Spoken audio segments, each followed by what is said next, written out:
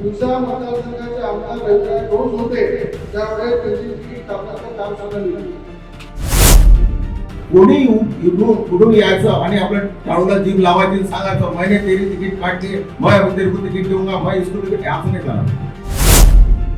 रविराजांनी एवढा पूर्ण झाला का जो भारतीय जनता पार्टीच्या तिकिटावर सूट नाही, भारतीय जनता पार्टीला जबाबदारी नाही, दोन वर्षी नेते नाही, पार्लमेंटची बोर नाही. ये गारोडी आता डमरू वाजवता, ट्रू ट्रू ट्रू ट्रू, बरोबर. काही गोष्टी घडल्या, तुम्हाला माहित आहे जमीनची का लागली, कुठं लागली. मैं उसको भाजपा का नेता नहीं मानता हूँ. वातावरण दूषित करायचं, कार्यकर्त्यांमध्ये संभ्रम निर्माण करायचा, यासाठी म्हणून ते मत असतात. त्यामुळे कोणी कोणाची तिकीट काढू शकतात. अरे मला एक सांग, मी उदाहरण तुमच्या समोर 1 वर्षापासून प्रवीण पोटेची तिकीट कापली होती, काढली का कोण?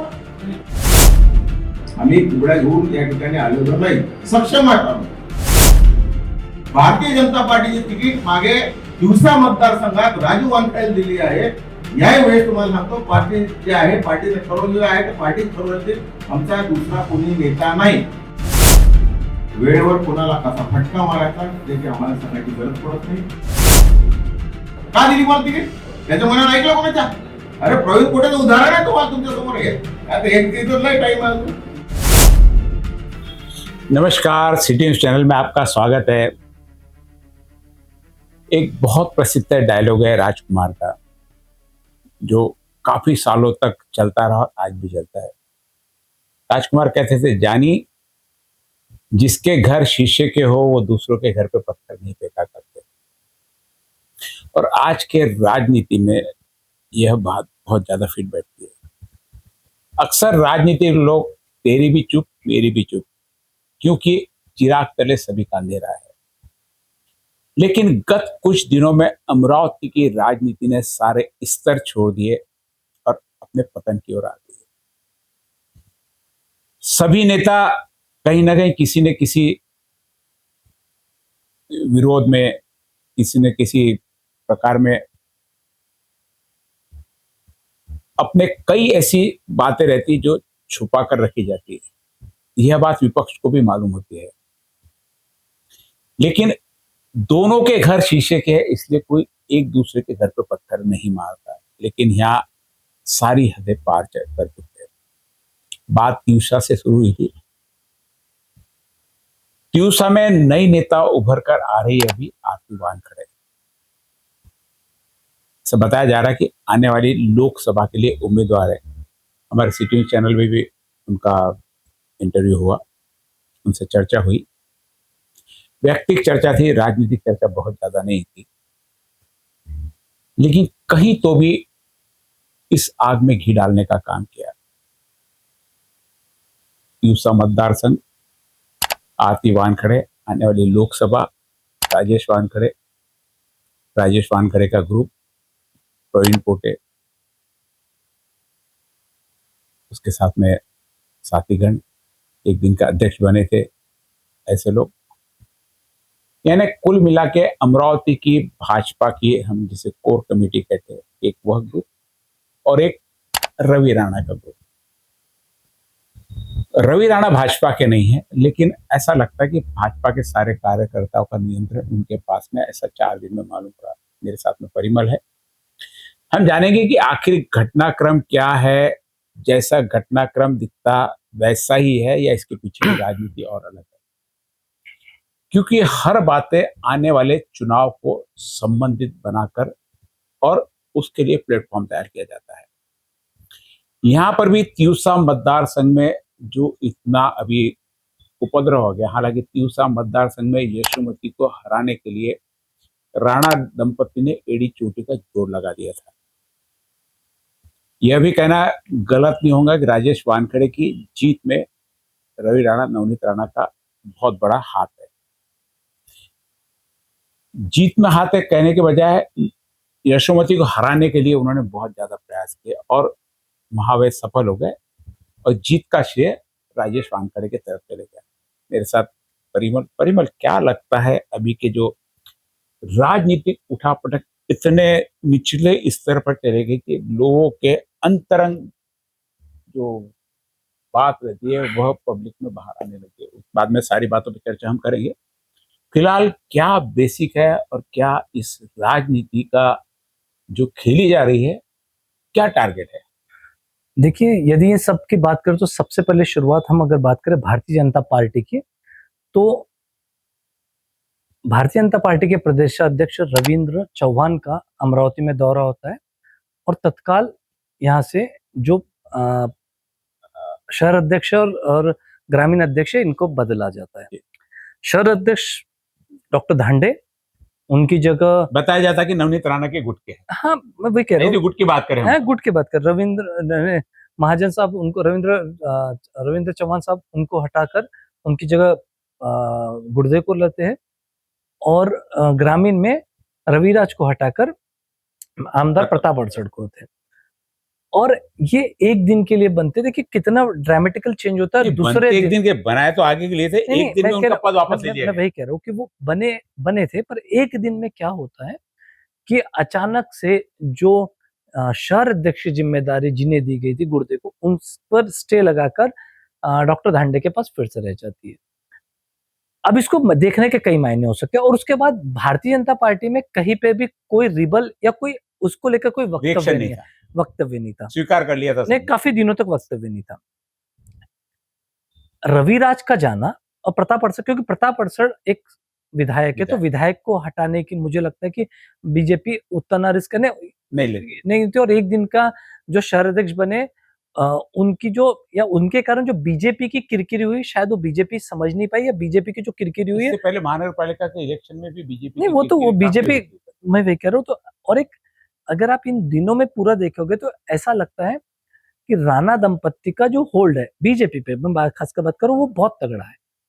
इसका सबसे ज्वलंत उदाहरण धांडे की वापसी, शहर अध्यक्ष के रूप में उनको हटाया जाना और फिर से एक ही दिन में वापस आना है, कहीं ना कहीं ये रवि राणा की जीत के रूप में मैं देखता हूँ।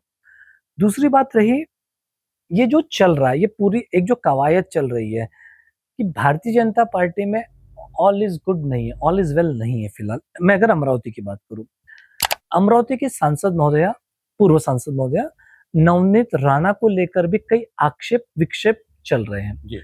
जैसे कि पूर्व पालक मंत्री, यदि हमारे जो अभी के एमएलसी हैं प्रवीण पोटी साहब, उन्होंने खुलेआम पत्रकार परिषद में कह दिया कि वो उन्हें नेता नहीं मानते, अपना नेता नहीं मानते। जिसको आप भाजपा का नेता बता रहे हो, वो व्यक्ति भाजपा का छोड़कर एक आईएसपी का प्रचार कर रही है, वोट मांग के अंदर खड़े होकर। मैं उसको भाजपा का नेता नहीं मानता हूँ, मैं नहीं मानता हूँ, मेरी पार्टी मानती हो तो मानती हूँ। ये जो इस तरह की एक फूट दिख रही है, दो गुट, ये दो गुट जो दिख रहे हैं, और मुझे ऐसा लगता है ऐसे और कई गुट हैं जो इन दो गुटों से भी राफ्ता नहीं रखते, उनका एक अलग आइडियोलॉजी है। तो बीजेपी को अगर हम देखें, बीजेपी देश में, राज्य में आगे बढ़ रही है, पर अमरावती में इसका खच्चीकरण का कार्य चालू है। अब उसके पीछे का हम रीजन समझने की कोशिश करें, रवि राणा एक अलग पार्टी है, उनकी वाईएसपी है, युवा स्वाभिमान, पर उन्होंने रविराज देशमुख के जन्म दिवस के अवसर पर उनका यह वक्तव्य कि मैंने आपकी टिकट काटी और मैंने टिकट काटी बोलने के बाद आपकी टिकट काटी और राजेश वानखेड़े तो ये तो उन्होंने दिलाई, उसका मतलब यही होता है। ये तो अंडरस्टूड चीज है।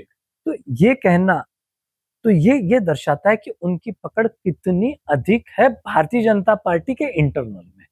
वही चीजों को लेकर जहां इन्होंने रवि राणा ने वक्तव्य किया, इमीडिएट उसका, रवि राणा हमेशा विवादों में रहते हैं, विवाद भरे वक्तव्य के लिए जाने जाते हैं। आज से नहीं, यदि हम पिछले 20 सालों से भी देखें तो कंटिन्यू विवादों में रवि राणा यानी विवाद नहीं, लेकिन अगर आप उस पर भी गौर करोगे तो उनकी जो कही बात में दम भी है।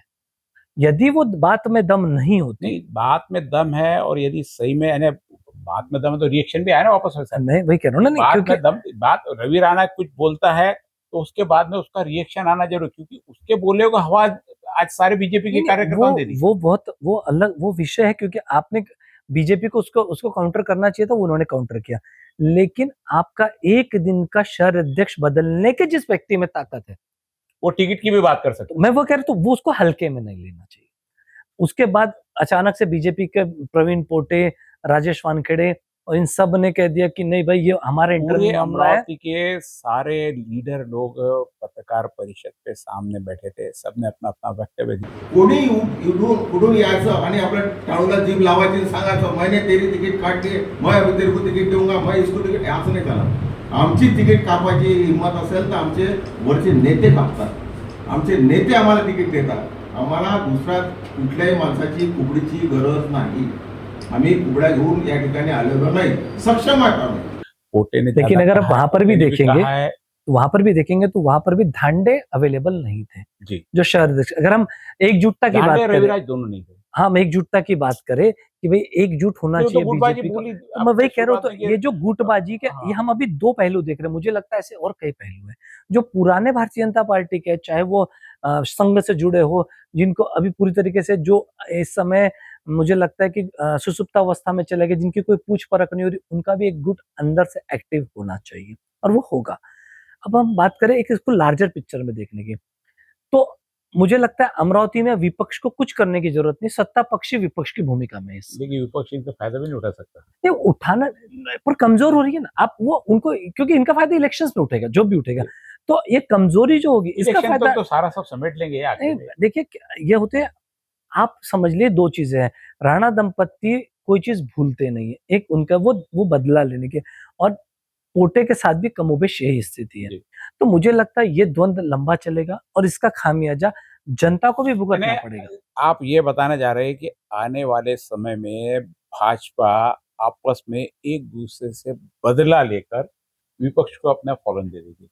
यानी आपके बोलने पे से लग रहा है। देखिए विपक्ष को फॉलोन दे देगी या नहीं देगी ये अलग विषय है, पर एक कमजोर होगी, इलेक्शन इसका तो सामने तो जिला परिषद का है। इसका फायदा विपक्ष कितना लेगा, क्योंकि विपक्ष भी कमजोर है।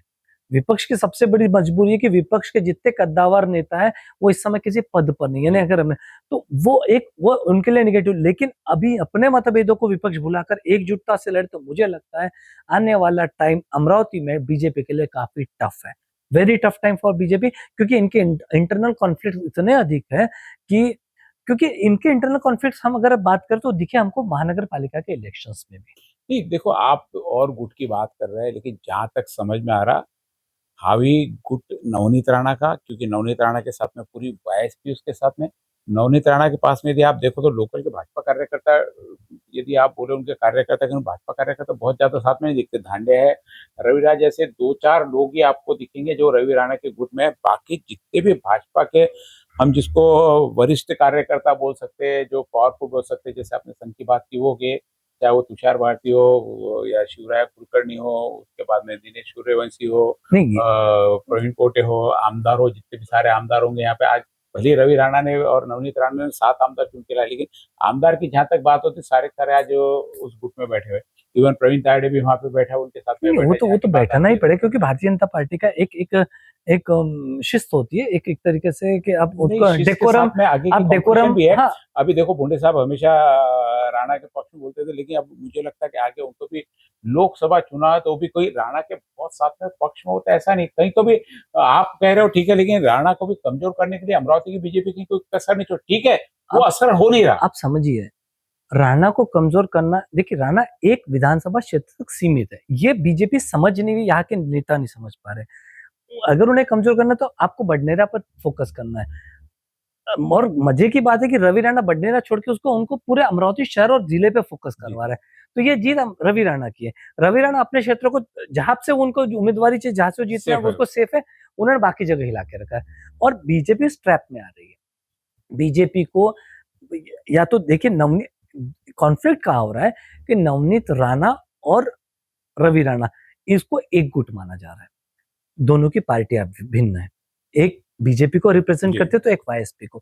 लेकिन इस समय अगर हम देखें एक लार्जर पिक्चर के रूप में, तो हमें वो एक गुट दिखाई देता है, वाईएसपी प्लस बीजेपी का एक गुट नवनीत। उनके अगेंस्ट में बीजेपी का एक दूसरा गुट तैयार हुआ। पर ये जो गुट तैयार हुआ, ये भी महत्वाकांक्षी गुट है। इन्हें भारतीय जनता पार्टी को आगे बढ़ाना है, ऐसा कोई विचार दिखता है। उन्होंने तो साफ मना कर दिया कि मैं नेता मानता ही नहीं करके। हाँ, उन्होंने अब 2029 के इलेक्शन में, 2029 के इलेक्शन में जैसे जो खबरें आ रही है कि आरती वानखेड़े को एक नए चेहरे के रूप में लोकसभा के इलेक्शन में, तो ये जो कॉन्फ्लिक्ट, मैं वही बार बार कह रहा हूँ, ये कॉन्फ्लिक्ट का नुकसान बीजेपी को है। विपक्ष इसको कितना फायदा उठा पाएगा? लोग हमने देखे नीचे कमेंट्स भी हमारे उस पे भी आए हुए कि एक घर में जब आमदार है तो वही घर में वापस प्रदेश का अध्यक्ष पद देना, वही घर में लीडरशिप देना, वही वापस घरानेशाही वाली बात, वही कांग्रेस वाली बात, वही सारी आती।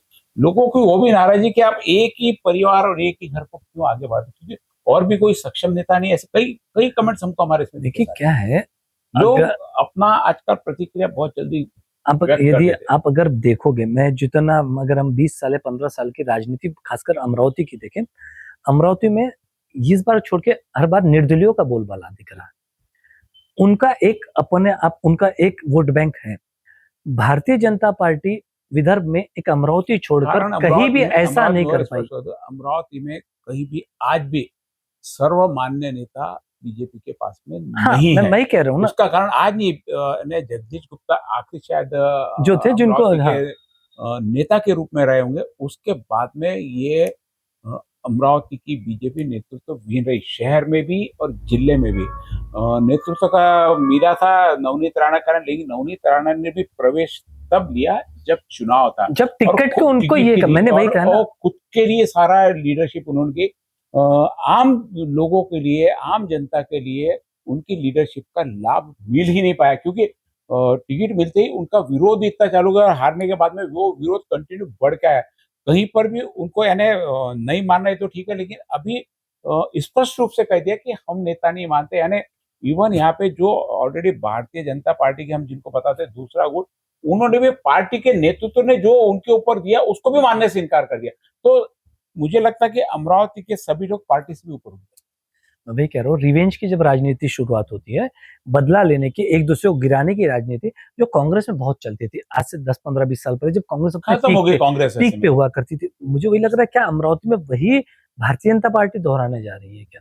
क्योंकि भारतीय जनता पार्टी के साथ सबसे बड़ा ड्रॉबैक क्या है, यह एक सर्वमान्य नेता नहीं है। नहीं, हम लोग कह सकते हैं नवनीत राणा, पर नवनीत राणा भी एक ऐसा लार्जर देन द पार्टी बन के रहे, लोकल वो के नेता नहीं बन लोकल पाए। के नेता मान ही नहीं रहे। हाँ, उनको स्पष्ट तो कर दिया कि हाँ, हम नेता नहीं हाँ, मानते। तो जब क्या हो जाता है कि एक पूर्व सांसद को आप एक नेता नहीं मानते और आप एक एमएलसी है जो पीछे के दौरान एमएलसी के लिए भले वो 5 डिस्ट्रिक्ट से जीत के आते, बट एक ऐसा सर्वमान्य नेता। अगर हम विधायक देख ले तो पब्लिक में से हाँ, नहीं है।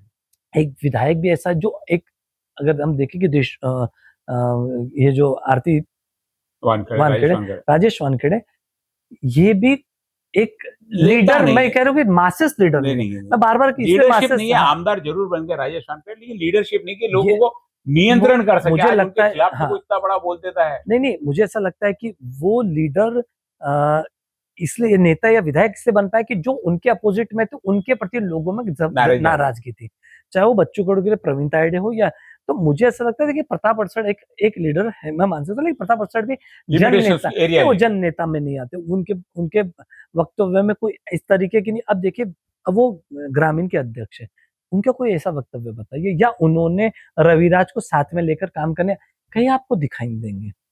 क्यों दिखाई नहीं देंगे? नहीं लगता क्या, देखो परिमल, कोई चीज ऐसी नहीं कि जहाँ विवाद नहीं होता।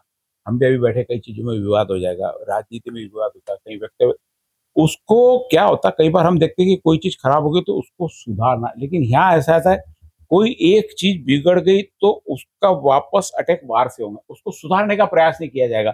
जैसे अभी इन्होंने बयान ले लिया, उसमें राजेश वानखेड़े और वो एक अध्यक्ष ने कर दिया, वो बताया जाता है कि उनकी कोई पुरानी ऑडियो क्लिप वायरल कर दी है अभी। जी। पुरानी है, नवी है, ये नहीं पता किसकी है। नीचे स्पष्ट भी लिखा है कि भाई ये क्लिप की पुष्टि नहीं करते, लेकिन लोगों ने मान लिया कि ये क्लिप इनकी है। तो ये देखो, एक तो मैंने पहले कहा कि जिनके घर शीशे के होते, दूसरों के घर पर पत्थर नहीं फेंका करते जी। पत्थर एक दूसरे पे फेंकना चालू कर दिए तो लोगों के घर फूटने चालू हो गए। अब ऑडियो क्लिप वायरल हुई, अब किसकी है पता नहीं, लोग कयास लगा ले रहे क्या, क्योंकि जिस हिसाब से इंस्ट्रक्शन लिखे हुए वो समझ में आती है।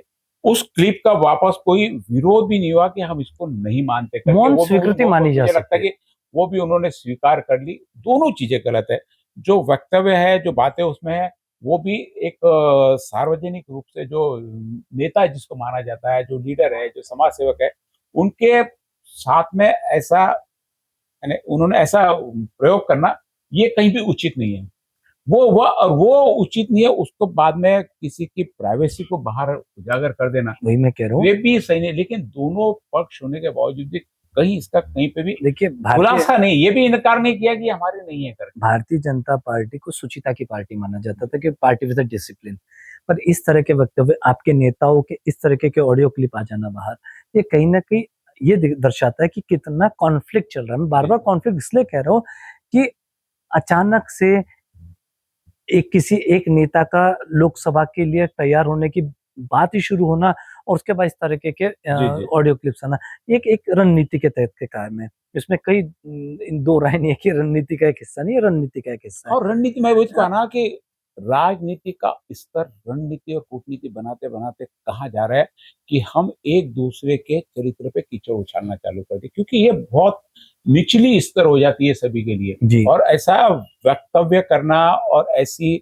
अपने से घटना भी हो जाना, ये भी कोई अच्छी बात नहीं है। नहीं, ये देखिए कैसा राजनीति, मैं बराबर वही कह रहा हूँ, राजनीति अब सुचिता का खेल नहीं रहा। राजनीति अब ये हो गया कि या तो मैं या तो तू। अब अमरावती के साथ में मुझे ये दिखाई देता है कि या तो तुम या तो मैं। तो लेकर चलने वाली जो राजनीति हुआ करती थी ना, कि आप भले आपके विचार भिन्न हो, पहले तो विपक्ष को साथ में लेकर चलने की थी, या तो पक्ष में ही इतनी जबरदस्त फूट है कि एक दूसरे का मुंह तक देखने को तैयार नहीं, एक दूसरे को गिराने के लिए लोग तैयार थे। अब देखिए ना, एमएलसी चुनाव में 27 वोट न मिलना प्रवीण पोटे को, जबकि समर्थन दिया हुआ उन्होंने तो क्लियर, जिस दिन वो जीत के उन्होंने क्लियर नाम के रवि राणा के वहीं से मैं उन्होंने, वही कह रहा हूँ, मैंने एक अपने दिमाग में वहीं से बैठा के रखा है कि हमको कहीं पर भी राणा दंपति को साथ में नहीं लेना। लेकिन अमरावती की बात है कि यदि राजनीति की बात कहीं पर भी हो, चाहे किसी का जन्मदिन रहे या किसी की शादी रहे, चुनाव सहकार क्षेत्र का रहे या चुनाव एमएलसी का रहे, चुनाव लोकसभा का रहे, रवि राणा राजनीति के केंद्र बिंदु हमेशा रहते हैं। चाहे विवादों में घिरे रहो, अपने वक्तव्य से घिरे रहो, अपने किसी कार्य से घिरे रहो, या पार्टी का इंटरनल विरोध करके। हमने महानगर पालिका में देखा कि किस ताकत से रवि राणा अपनी पार्टी को लेके, क्योंकि 15 सीट उन्होंने 3 सीट से सीधे 15 सीट, इवन नवनीत ने पूरा समर्थन दिया। हाँ। अगर आप देखिए कि अगर हम प्रभाग नंबर 6 की जब सबसे विवाद जहां से शुरू हुआ, मोरबाग वाला, कि आप बीजेपी के जो उम्मीदवार हो उनको गिराने के लिए जब बात करते हो, मोरबाग और साईनगर 2 प्रभाग, नहीं वो तो साईनगर में तो उनका ठीक है, विवाद दिख रहे थे। तो फिर ये कहीं ना कहीं एक उसके मैसेज बावजूद भी यदि नवनीत राणा बीजेपी के साथ में है, तो निश्चित रूप से बीजेपी के ऊपर जो ऊपर की बॉडी, उनको लगता है कि नवनीत राणा उनके पार्टी के काम की है। ऐसी क्या मजबूरी है कि जो मजबूरी हो सकता है क्या जो पार्टी को, यानी कि मुझे लगता है पार्टी को पलीता लगा रही है, एक तरीके से पार्टी को डैमेज कर रही है। क्योंकि पिछली बार इसके पहले 45 सीट अगर महानगर पालिका में बीजेपी अपने 25 सीट पे अगर सीमित जाती है, 25 और 15 40 इन्होंने ले ली ना। नहीं, देखिए अलग पार्टी, मैंने वही कहा ना, तो गिराई किसके, तो ये तो आप आपस में, वही कह रहा हूँ ना, आपने आपस में गिरा के, मैंने आप कमल के फूल अंत में, क्योंकि क्यों मुख्यमंत्री को चुनाव के दिन ये संदेशा देना पड़ा कि सिर्फ कमल है। कि एक क्षेत्रीय पार्टी के रूप में अमरावती में रवि राणा ने अपनी बात बना के रखी, और भारतीय जनता पार्टी जो सहयोगी पार्टी यानी मानती है अपने युवा सवेन को, उसको यदि जितनी सीटें रखे उसको उतनी सीटें ना दे, तो अपनी ताकत क्यों नहीं बताया जाए। ऐसा भी तो हो सकता है ना कि भाई तुम उनको सीटें नहीं दे रहे, मैं मेरी ताकत बताया। ताकत, क्योंकि ये सारी ताकत आज जनता की है। नवनीत रवि राणा की ताकत इसलिए कि वो जनता का लीडर है, जनता में से उनको मेरी कोई दिक्कत नहीं है कि वाईएसपी 25 सीटों पे या 87 सीटों पे चुनाव लड़े। मेरा प्रश्न, मैंने वही कहा कि नवनीत राणा का वाईएसपी के साथ समर्थन करना, ये बीजेपी के लिए पलीता लगाने वाली बात है।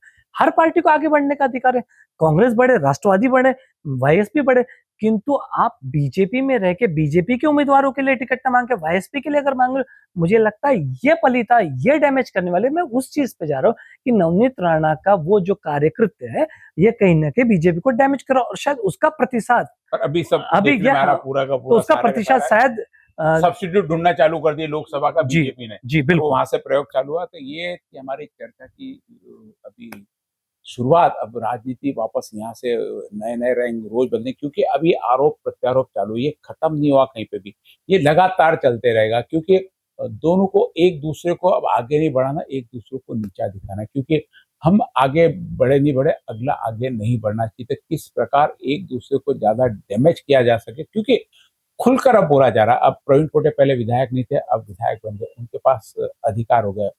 तो सारे लोगों को जमा करके अब उन्होंने कहा कि यदि जहां पर भी पार्टी की बात आती, पार्टी के लिए बोलेंगे, सारे अमरावती कार्यकर्ता एक होकर उसका खुलकर विरोध करेंगे। खुलकर विरोध, नवनीत राणा पार्टी के साथ में रहे, बीजेपी के लिए काम काम भी करती तो भी इनका विरोध खुलकर रहेगा ही रहेगा। ये किसी भी परिस्थिति में ऊपर की जो हम कोर कमेटी बोलते हैं भाजपा की, जो ये सुचिता की बात करते हैं, क्योंकि नियंत्रण ऊपर से होता है, उनका भी अमरावती की भाजपा पे और नवनीत राणा पे कहीं पर भी मुझे लगता नहीं कि किसी प्रकार का कंट्रोल है। उसी कंट्रोल को लेके उन्होंने कहा कि हमारे नेता की बात, ऊपर वाले की बात नहीं माने तो हम भी इनको नेता नहीं मानते। चाहे ऊपर वालों ने बोल दिया कि भाजपा के नेता है, लेकिन उन्होंने साफ इनकार कर दिया कि हम इनको नेता नहीं मानते। और ये बात यहाँ पे खत्म नहीं होती, क्योंकि मैंने पहले ही कहा कि कोई भी चीज यदि डैमेज होती है तो उसको सुधारने के लिए, उसको कंट्रोल करने को क्या, यहाँ नहीं। एक डैमेज करना, एक ने एक घाव किया तो दूसरा दूसरा करेगा, वापस तीसरा करेगा। कहीं पे भी मुझे नहीं लगता कि ये राजनीति कहीं जाकर सुधरेगी। अब आने वाले लोकसभा इलेक्शन है, अभी फिलहाल नजदीक में अभी जो जिला परिषद का चुनाव आने वाला है, जिसमें मुझे लगता है कि रवि राणा पूरी तरह से अलग होकर चुनाव लड़ेंगे और शायद सभी पार्टियों के अब इस समय वापस पेच फंस जाएगा कि नवनीत राणा क्या करती है। नवनीत राणा युवा स्वाभिमान के पास रहती है, साथ रहती है, या नवनीत राणा बीजेपी का काम करती है। युवा स्वाभिमान के साथ पूरा यदि खुलकर काम करती है तो मुझे नहीं लगता कि भाजपा वापस उस समय कोई एक्शन नहीं लेगी। और बीजेपी के साथ काम करती है तो मुझे नहीं लगता कि बीजेपी के भी जो कार्यकर्ता है वो नवनीत राणा को एक्सेप्ट करेंगे। बहुत विपरीत, नवनीत राणा काम करना भी चाहे तो उन पर विश्वास नहीं करेंगे। तो ये बड़ी क्रिटिकल स्थिति आने वाले समय में आने वाली है। आप लगातार बने रहिए। नजदीक में सबसे पहला चुनाव अभी जिला परिषद का होना, शायद अक्टूबर, नवंबर, दिसंबर में कभी भी लग सकता है। तब राजनीति और गरमाएगी और क्या अमरावती की बीजेपी में आने वाले जो जिला परिषद के चुनाव है उसमें क्या सफल हो पाएगी, वापस अमरावती की महानगर पालिका पूरे जिला परिषद में रह जाएगी, आने वाला वक्त बताएगा। आप देखते रहिए सिटी।